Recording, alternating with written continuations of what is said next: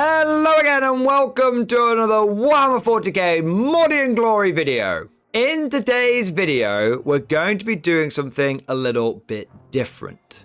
Rather than talking about a tactic or reviewing a unit, instead we're going to be talking about competitive play. You see, as was the case in 9th, 10th edition also seems to be somewhat focused on competitive play. People going to tournaments and events and battling it out to see who is the best player there. And that's great. This is definitely not going to be a video about how tournament play is bad, being overly toxically casual, or anything like that at all. I would describe myself as a competitive player, and I think that tournaments are a great part of 40k. I've been to dozens of them, and I've always found to be a really fun, challenging, but almost most importantly, a great learning experience as well. I always say that I learn way more from my losses at a tournament than I do from any amount of victories in a casual game.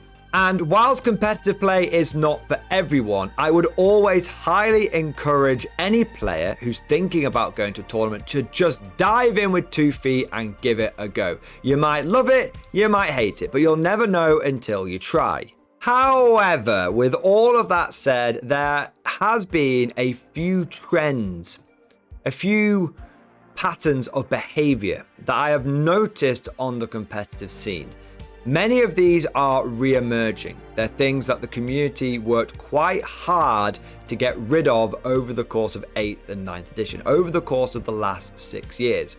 And so what I want to do is just make a video talking about the behavior that I personally like to see at the table, and the kind of behavior that I think, again, just my personal opinion, I think is better off left out of the competitive community. But before we get into the deep dive, before we really get into this, I do want to acknowledge the fact that this kind of video can be a little bit controversial and people can have strong feelings about it. So I just want to say that I am fully open to any sort of disagreement and discourse. If you don't like what I'm saying, I'm absolutely fine with you letting me know down the comment section, as long as it's done in a respectful and informed manner. Going, Mordian, you stink of cheese, you've no idea what the hell you're talking about. I mean, you can put it down there, but it's not particularly constructive. But coming back at me and going, Mordian, I don't think you've considered this, or Mordian, when you get to the top tables, really, this is how it should be, that's absolutely fine.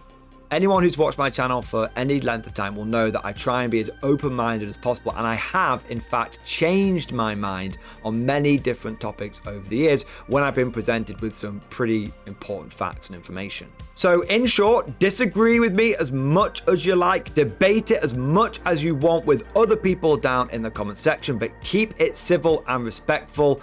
Otherwise, I may have to delete your comment. And I don't like doing that, but if people aren't being nice, unfortunately, it's something I'm going to have to do. All right, we're all on the same page? Okay, good. So without further ado, let's buy some weighted dice and dive right into today's episode. All right, joking aside, please don't buy any weighted dice. That is just the lowest form of cheating. And I will actually be doing a video on cheating later on, as we've seen a few of those incidents popping up as well. But different topic, different day. First thing I want to talk about is BMWs. And no, I'm not talking about the German cars. I'm talking about those people that will instantly start bitching and moaning and whining the moment that the game starts getting away from them. Sometimes this can be done under the guise of bad dice rolls. Now, we all have bad dice, of course, but there's a difference between joking about it and going, bloody hell, completely whiffed there. That's probably cost me the game. Oh, well, you know, these things happen, you know, bloody dice, can't roll them to save my life. And going, oh my God, that's totally unreasonable. Look at my dice. Oh, my dice. Oh, you're only winning the game because you're doing better than me with the dice. Oh, my dice have completely let me down. That is totally unacceptable. Because 1, you're actually being kind of aggressive, and 2, you're kind of taking away from your opponent's victory. Maybe his dice are way better than yours. Maybe your dice are being cold. But there's no reason to completely cheapen your opponent's victory by making it seem like they're only beating you because of the dice. Your opponent's dice are probably doing better than yours for a number of reasons. Of course, he may have cooked them in the microwave, but assuming he's not cheated, I tend to find that when some people say dice aren't going their way and their opponents are rolling hot, what I tend to find is the person that's rolling well has set up a number of mechanics to ensure that the dice go their way. Maybe this is as simple as ensuring they have a source of reroll ones or rerolls to hit. Maybe it's just making sure that they've got a CP in the back pocket when they need that damage to come in. Maybe they've got an inbuilt mechanic to their army, such as Eldar with Fate dice or Sisters with Miracle dice. I tend to find that the dice get away from people more often than not because one player is setting things up properly and making the game work for them by using all the tricks and tips and rules that they've got, and one person is just flinging dice into the void and expecting the statistics to come up their way. Anyone who's played 40k for any length of time will tell you that often rerolls are kind of there to make sure that you roll statistically. You can't actually rely upon luck to make sure that happens. Any guard player will tell you that without a reroll, a 4+ rarely feels like a 50-50 chance to hit. However, I don't want to get too fixated on dice rolls. That's just one thing that can trigger BMWing. There's all sorts of reasons. An opponent might just be losing the game, and the player that's winning just needs to keep doing what they're doing. They just need to be methodical, and they need to just play, and they just need to move from A to B and shoot unit X, Y, and Z. And as long as they keep making the moves and they're quite systematic about it, the game is going to be in their favor. They just almost need to be kind of a bit ruthless and a bit mechanical about the whole thing. And it's in this scenario where I find the worst kind of BMWing occurs. The dishonest, the insidious. Because the person that starts bitching, moaning, and whining realizes that they have no way of winning the game as long as their opponent stays the course. The only way they can win is for their opponent to change what they're doing, to throttle back, to show them mercy. And that's what they're trying to get you to do. They're trying to get you to alter your behavior. But unfortunately with these people, if you give them an inch, they take a mile. What will start happening is they will start taking some liberties with the rules, and you're like, oh, let him off, he's losing anyway. They might start taking liberties with their movement, where clearly they move that infantry squad 8 inches so that they can get onto the objective because they've screwed up their advance roll. And you say, oh, it's fine, get away. They're losing the game anyway, it's fine. And suddenly, before you know it, you've stopped being quite so ruthless in your behavior. They've started taking some liberties with theirs, and you've lost the game. And you shouldn't have lost the game. How's that happened? Well, you've lost the game. Now, every single time I've seen this happen, and I don't mean most of the time, I mean every single time I have seen the BMW win by using this tactic, they are not humble in victory. They are extremely smug, and suddenly the reason they won the game was because of their tactical genius, their prowess. They outplayed you. I have truly never seen a BMW show any form of gratitude, humility, or thankfulness to the player that took it easy on them. And there's going to be a lot of people watching this video that I bet will know exactly the kind of player I'm talking about. And they'll have a name in mind. They'll have a person in mind for someone down at the local club that does this, or someone that's done this to them at a tournament. The end result, if you let a BMW get away with this behavior, is a big shit-eating grin from them and you feeling like you've been cheated a bit. Now, the big question is, what can we do about BMWing? Well, it's actually got a very simple solution. You just need to stick to your guns. If someone starts laying down this barrage of covering fire and just starts blustering away, relax, chill, don't get distracted. Bob and weave, slip, just let it pass. Because in a funny sort of way, they're paying you a massive compliment.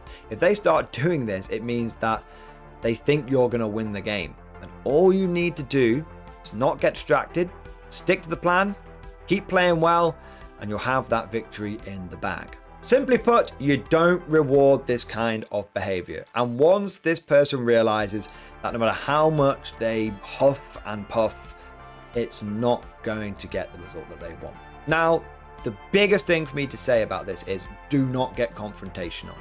If you start giving it back to them, then all you're doing is losing the moral high ground.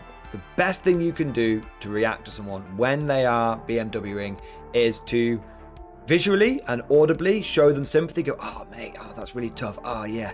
And then when it comes over to your turn, you just stick to your plan. You just stick to your guns and you just say, well, you know, gotta go for that win, man. We're at a tournament. I know it's a bit ruthless, but I gotta do it. And they might be like, oh no, you don't have to do it. You're like, well, you know, I want to win the game, bro. You know. So just be polite, be professional, be respectful, but don't be confrontational.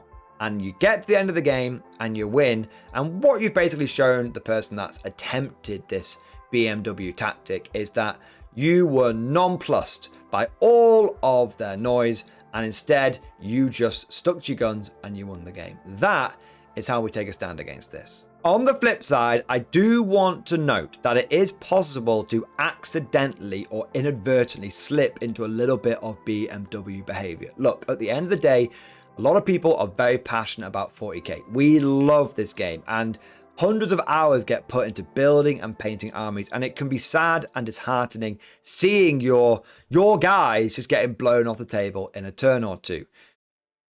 If you notice your opponent start throttling back, maybe you thought you were just being a bit salty and but in like a joking way. If you see your opponent start making purposefully sort of bad moves, and maybe they say things like, oh, I could shoot you there, but I'll just wait. I won't do that.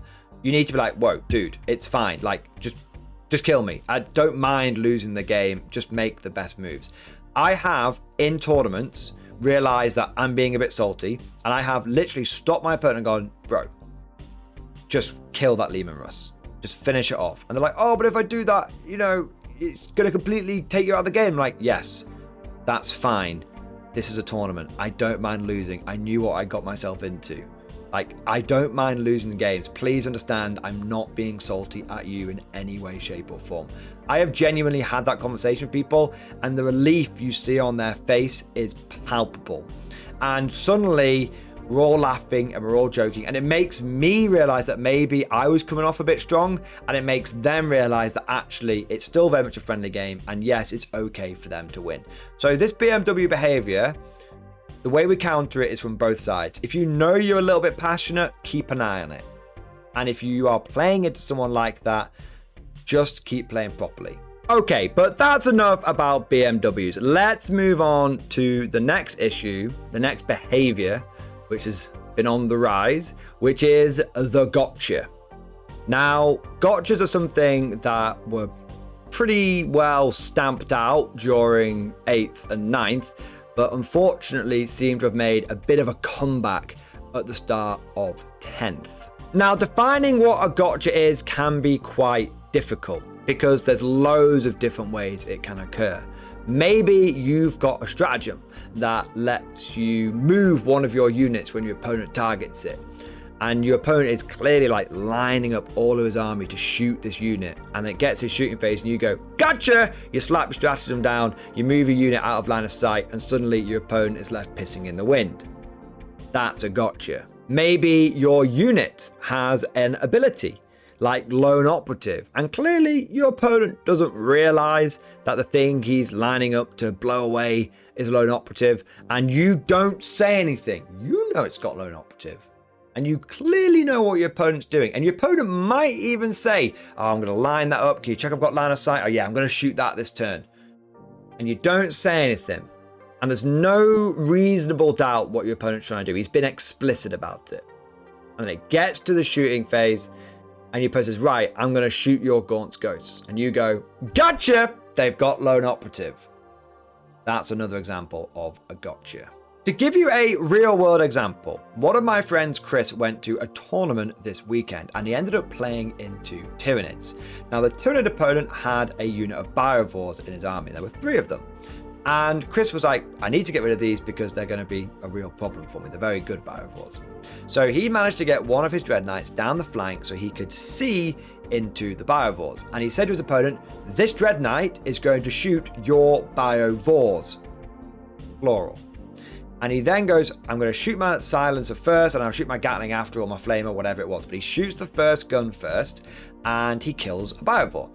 And then he goes to shoot his second weapon, and the Tyranid player says, don't bother rolling any more dice, you've killed that Biovore. And Chris says, I know, but I want to kill the rest of them because I'm shooting the whole unit. And the Tuner player says, oh no, they're 3 individual ones. And Chris is like, well, if you don't mind, I would like to either redo my fire where I can split my fire because I thought they were 1 unit. I did say I was shooting all of your Biovores. As the opponent said, nope, this is a tournament. You have declared you're shooting. You didn't split fire. That's it. That is an example of a gotcha. His opponent knew that they were 3 separate units. He knew that Chris's intention was to shoot his Biovores. He waited until Chris had rolled the first lot of dice, and then he pulled out the gotcha. This kind of behavior is very toxic. It is the fastest way to ruin a game with your opponent. And also, it's just damn unsportsmanlike. At the end of the day, 40k is a massive game. There are dozens of factions, there are thousands of data sheets, stratagems, and abilities. It is impossible for anyone to know exactly everything in your army and everything that it can do. At the end of the day, the reasonable expectation put upon a player when they're going to a tournament is they should know their own faction implicitly.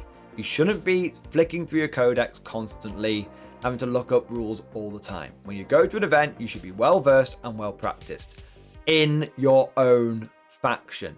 There is no expectation for you to be an encyclopedia on every last little thing in 40k. So once again, the big question is, how do we stop gotchas? What is the right way to approach the situation? Well, there was a term that was coined in 8th edition, which lasted throughout until 9th edition, called playing as intended. This is where you make it clear what your intention is. In the Chris example, he made it clear what his intention was. He wanted to shoot all of the Biovores. He did the right thing. And the expectation is that if you make it clear what your intention is and what you are trying to achieve, then your opponent should then make you aware of what you are up against and what you need to do to achieve it. So how the scenario should have gone down is, my Dread Knight is going to shoot all of your Biovores. I want to clear them off. And the Tyranid player goes, well, just to make you aware, these are 3 separate units. So if you need to split fire, now is the time to declare it. Chris then goes, oh, thank you, mate. Really appreciate that. Didn't understand that they were 3 separate units. Let me have a think, and I will then let you know how I'm going to split my shots. Everyone has been above board. There are no gotchas. And now Chris knows what he needs to do in order to achieve his objective. Nothing has been lost from the Tyranid player. Chris is still doing what he had the capability to do. Now he's just not being gotcha'd. Now the really big question is, how do you know what a gotcha is from the other side? How can you tell if it's a gotcha or if you're just letting your opponent make a tactical mistake? This is the difference. If you see your opponent doing something and your opponent makes it really clear what they're doing, and you get this strange, nervous, excited, tingly feeling, and you realize, oh my God, he's going to totally screw that up. And that means that I'm going to be able to do this back to him next turn. Ha, he clearly doesn't know my unit's ability to blink out of the way. He doesn't know that they're 3 separate units. If you get that feeling and you realize what your opponent is attempting to do, and you don't say anything, that's called gotcha. Alrighty ho ho. Now let's move on to the final behavior. And I think this is the one that's going to be the most controversial. I suspect a lot of people are going to disagree with me, and that's absolutely fine. In fact, I'd be really interested to know which side of the fence you come down on with this. I don't have a fun, quirky name for it like BMW or gotcha. Instead, what I want to do is describe a scenario to you, and then I want you to think what you would do in that situation. Imagine you're at a tournament and you are playing with competitive terrain. It's a lot of L-shaped ruins. Now, all of these ruins look very similar. They've all been dry brushed and airbrushed with the same color, but there are a few small yet very important physical differences between them. Some of the ruins look the same, but one of them's got a window in the bottom of it and the other one doesn't. Some of them have got bases and others do not. Your opponent takes one of his units and he moves it from behind a piece of terrain that's completely line of sight blocking, and he moves it behind ruin number 1. Now, ruin number 1 has a window on the bottom. It's identical to another ruin in the middle of the board that we'll call ruin number 2. But ruin number 2 doesn't have a window in the bottom. Now, your opponent can easily move to both of them. He has the capability, has the movement distance to achieve that. Also, your opponent has made it very clear what his intention is. I want to move behind that ruin so I'm completely hidden by line of sight blocking terrain. I'm going to check my angle so I don't think you're going to be able to get me. And then I am going to, my next turn, try and jump out and charge you. There's no misunderstanding whatsoever what your opponent's intention is and what he is trying to achieve. However, you have a unit with towering. It can either be a Wraith Knight or an Allied Imperial Knight, whatever you choose, but you've got a unit with towering and it has really, really good firepower. Enough firepower to wipe this enemy unit off the board. If you don't say anything, your opponent will lose that unit and you will win the game. However, if you do say something, then your opponent will be within his rights to remove his unit to behind ruin number 2, where you won't be able to see it. And for the sake of this scenario, let us say that guarantees that you are going to lose the game. The question is, do you say something, knowing that it will either win you or lose you the game? For me, there is a right and wrong answer.